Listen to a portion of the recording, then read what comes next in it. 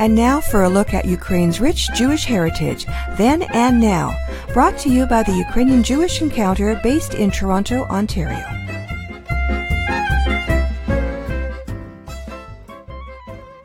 This is Pavlina, producer and host of Nash Holos Ukrainian Roots Radio. The Jewish population of Ukraine before the Second World War was over 2.5 million. Now the current population is only around 100,000. A whole world with its very own culture, rules, and customs was decimated in the Holocaust. Decades later, descendants of survivors, along with friends and supporters, are working hard to piece together remnants of this once vibrant world. In western Ukraine and other parts of the former Austro-Hungarian Empire, many restoration and educational projects are underway. But in eastern Ukraine, not so much. One man, however, has taken on the gargantuan task of cataloging Jewish shtetls in eastern Ukraine. Vitaly Buryak recently discovered his Jewish roots. In the process, he created a website called History of Jewish Communities in Ukraine. The URL is jewua.org. I came across his website while doing research on shtetls. Vitaly, also known as Chaim, kindly agreed to tell me his story so I could share it with you. Here is part of that conversation. So, first of all, could you tell me about yourself? My name is Chaim Burak, and I'm living in Kiev. I'm 32 years old. My father is Ukrainian and mother is Jewish. So, according to Jewish law, I'm Jewish. Yes. I was born in Preluki, it's a city in Chernihiv region.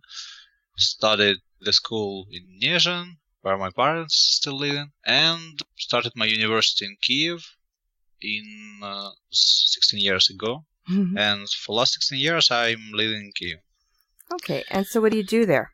I was working in different IT companies and still working in IT. I'm a software engineer. So why did you decide to create this website and embark on this ambitious project? It's basically, you're doing it as a hobby? Yes. I'm doing this in my free time. It's not much free time, but I'm trying my best. Why I decided? Good question. All my life I was interested in history. I read all historical books. Not Jewish. Maybe first Jewish books which I read was 6 years ago. So all my previous years of historical experiences was just common history and also in military history. What was it that inspired you to do this? So one time I visited in Israel as a part of the Taglit program. It's like a birthright trip that each person can immigrate to Israel, can make a short visit in Israel. What happened next? A famous genealogist tried to find a person who will be a tour guide in Jewish Kiev and proposed small courses. And person after these courses, theoretically, a person will be able to provide some tours in Jewish Kiev for different tours. And I decided to join these courses. And after this, I made the first steps in my Jewishness, maybe, because before I didn't know what it means to be a Jewish. What is a Shabbos? What is a Torah? Whose was Moshe? Like, it was like a fairy tale for me. Really? Yeah, for sure. I was born in a very assimilated family. I know nothing about my Jewishness. Full empty zero. So how did you find out about your mom then, if your mom isn't an observant Jew? I always know that she is Jewish because in my birth certificate it was mentioned. And the whole my life I know that my mother is Jewish. But for me it was like a fairy tale that you're Jewish if only your mother is Jewish, that it's not passed by your father. And I get this information maybe only 7 years ago, 6 years ago. Like before, it was like some kind of mystery for me. Wow. And also, one guy in Kiev asked me to fill his website. He asked to make small descriptions of the shtetls in any place of Ukraine. He gave me a book and asked me, please put all information from this book to website. And again, I will give you like some money for this. It was like a job. And I started to read. And I started to read this book. It was 100 shtetls in Ukraine, but really maybe 20 or 30 shtetls was described in this book. Mhm. And I started to read about the shtetls. I know that Jews lived in Ukraine, that thousands and thousands of Jews lived in Ukraine, that before the war, millions of Jews lived in Ukraine, that it was a Holocaust. So I know history well, and I know what's the Babi Yar, but it's like, was not so close to me. It's like, for example, you hear now about some civil war in Syria. Mm-hmm. For me, it was like the same, like something happened with somebody in this territory. Okay, fine, but it's happened since 70 years ago. Why I should feel something about this? Mm-hmm. And for me, it was like news that there were places in Ukraine where Ukrainians were minority and majority were Jewish, and all the Jewish population disappeared. And no Jews left now. It's now a small village inhabited only by Ukrainians, but this place has some Jewish history. And the next step was when I became a tour guide. One tourist from US wanted to visit his Shtetl, his ancestor town, where his great-grandparents escaped 100 years ago, and he wanted to visit it. Okay, fine. And theoretically, yeah, we Google and find that it was, by the way, not the biggest, but only one fully Jewish settlement in Chernihiv region. It was a small village, just 600 Jews lived there before revolution, but it was fully Jewish. No Ukrainians lived there. And I Google it, and I find information that one local historian lives there. Oh, lucky. Yeah, I called to this person, and he said, I already researched a local history for the last 40 years, and I spoke with people who know all these Jews very well. Wow. So come on, came, and I will show you all the sites which I know. And we visited this shtetl, and this local historians show all sides. Jewish cemetery, a former Jewish cemetery, because it's a garden and a potato is growing there now. Oh. And he showed the site of the synagogues. It's just a side. Nothing is there. It's like some space between two buildings. Oh. He showed the oldest Jewish building in this village. So this guy from the US was fully satisfied.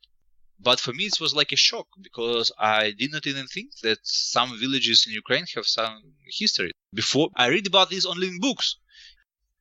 But wait, one another story about this trip.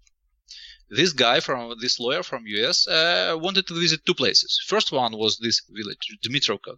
Also, he wanted to visit Priluki. Priluki is the place where I was born. Oh. And I contacted with the head of local Jewish community, and my grandma is still living there, and this head of the local Jewish community knows very well my grandma. And he showed the places which I didn't know before in my city where I was born. My grandma didn't show to me a synagogue, didn't show me a Jewish cemetery, didn't show Holocaust killing site. Also a place of the ghetto. She didn't show to me. I walk on this street, I see these buildings before, but I didn't know that it was a synagogue, for example. And it was like a shock for me.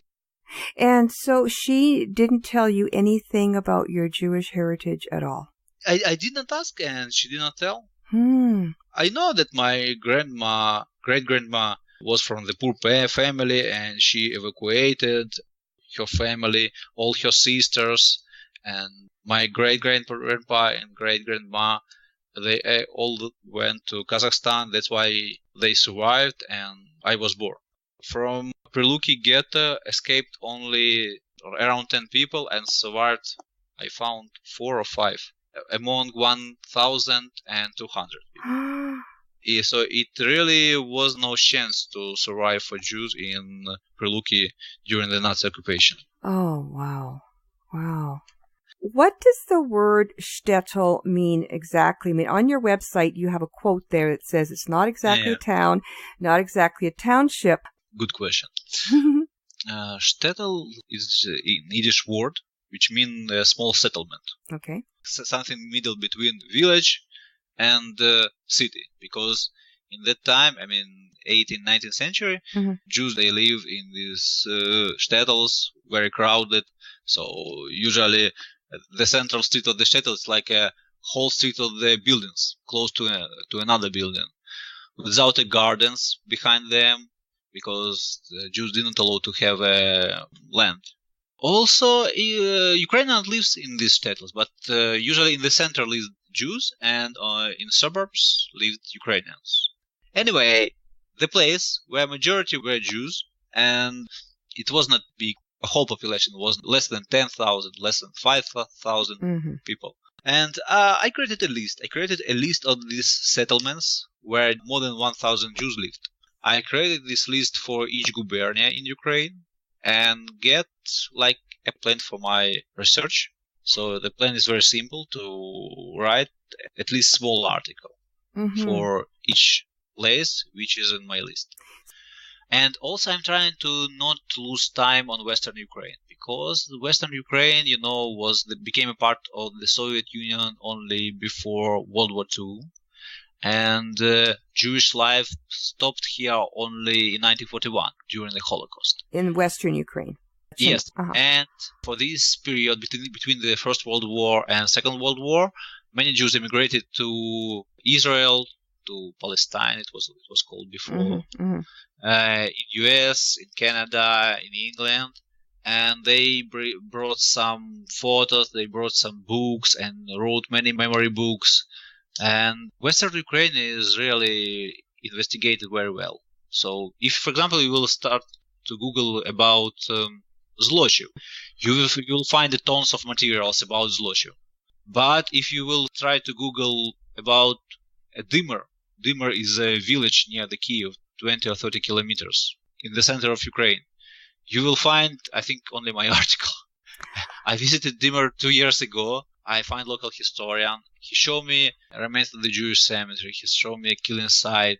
It's just a field. Nobody marked mass graves there. So hundreds of Jews are still living there, and they planted grain on it. They showed the sites of synagogues. They showed the former Jewish neighborhood. They showed me the last prayer house, and we spoke with the owner of this building, and he gave to us part of the door with mark of mezuzah. He gave me a saw, and I cut this part of the door and brought it to Jewish museum. What is it? Mezuzah, it's a small scroll with the words of Torah. Oh. It's really small, around 10 centimeters, not more, which should be put it on the door, on the right side of the door, in any Jewish home. It's maybe the last material part of the Jewish Dymyr history, because another is just photos and memories, but it's a real thing that you can touch.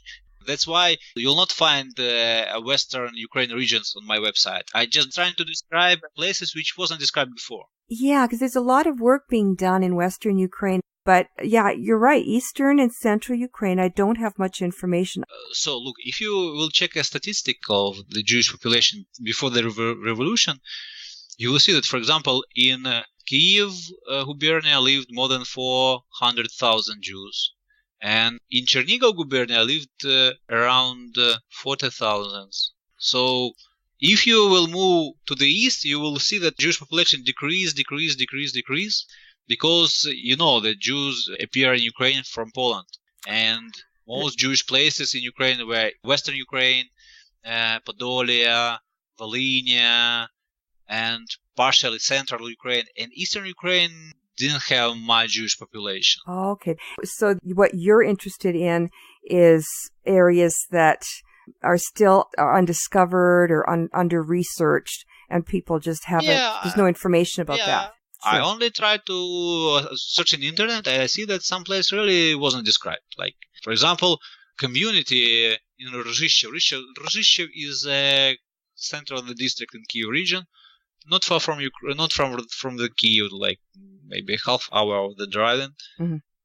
And more than 6,000 Jews lived there 100 years ago, and no Jews live now there. And if you try to find something about the Jewish history, you will find nothing.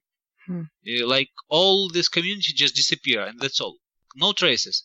Yeah, there are some traces in archive. in Ukraine, in Kiev archive, they have really tons. And I'm speaking about not the number, I'm speaking about the weight of this paper. Tons of the documents. Really? Very interesting. Wow. Yes, they Wow. have shtetl maps, surnames, different files. And if you have time, in 1 month, describe history of this shtetl like you live there. Wow. Okay, just the question, where are they stored? In Kiev archive, there are a few archives in Kiev, and they store this information. Okay. Why is it important for you to, essentially, these are ghost towns. The shtetls have disappeared. Why is it important for you to chronicle that information, compile that information when there's nobody there anymore? I don't know why it's important for me, because sometimes I feel that it's important only for me to describe a history of this community, which will disappear in 5-10 years, and no Jews left there. But this place had some Jewish history, and sometimes it's 300 or 400 years of Jewish history, and it will end in my days. Oh. And sometimes I feel that I need to describe it and get it made public. Why it's important for me, I don't know. Sometimes I ask a question, what's the sense? What's the sense to visit it, to spend your time? But I like it. I really like it. I try to spend my vacation on the beach, and I lie on the beach and start to think, what I'm doing there. I really don't like this. I don't like this beach. I don't like this food. I don't like this sun. I don't like this sea. Better to me be in the middle of nowhere. Sometimes it's really in the middle of nowhere. You have very, very bad roads. Some parts of Zhytomyr even is badly inhabited due to radioactive pollution. Right. And you went to this place and start to speak with some old people. What did you remember something about the Jews who live there? And so sometimes I think that it's something not very normal with me. It's sometimes very funny, but I really like it, and I don't know why I like it. And that's how I spend my free time. It's important to you. It interests you, and it's important to you. Yes, but sometimes I recognize that it's important only for me. No, and other people care about this old village, that even the village will disappear soon, because in some places, population, for example, 100 years ago was 2,000 people, and now 200 people. Yeah. And you see that it's only statistic to 200. In reality, it's 50 people live there. Yeah. And you see that it will disappear soon. It's not like a Jewish place disappears soon. It's like a Ukrainian place disappears soon. Oh, okay, I understand. So they're going to become ghost towns eventually. Yeah. So, and you're not a historian by trade or anything, but you have this mad passion for history.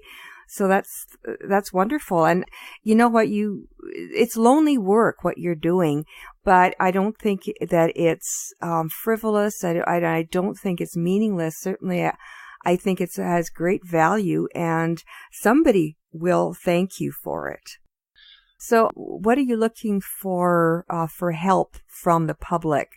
Just materials and not more, because this research don't need much money. Photos and maybe some memories, maybe some books about the shtetl, because some books, for example, were printed in very small circulation, and you cannot even find this book in internet. So okay. I really seeking for information from them, from family photos, any memories from the pre-revolution life. And how would they get them to you? Like you find me via website or via Facebook. I have a Facebook group, also very nice group, Tracing the Tribe in Facebook. More than 20,000 people. Oh wow! Who are searching for Jewish roots. Okay, and do you have another site? I have my own group, Jew.ua.org, Shtetls in Ukraine, and the website, Jew.ua.org. Well, Chaim, it's been a pleasure talking to you. Thank you so much. Thank you too. Dobranich. Bye-bye. Chaim Buryak, creator and curator of the website Jew.ua.org. You can find him there and also on Facebook.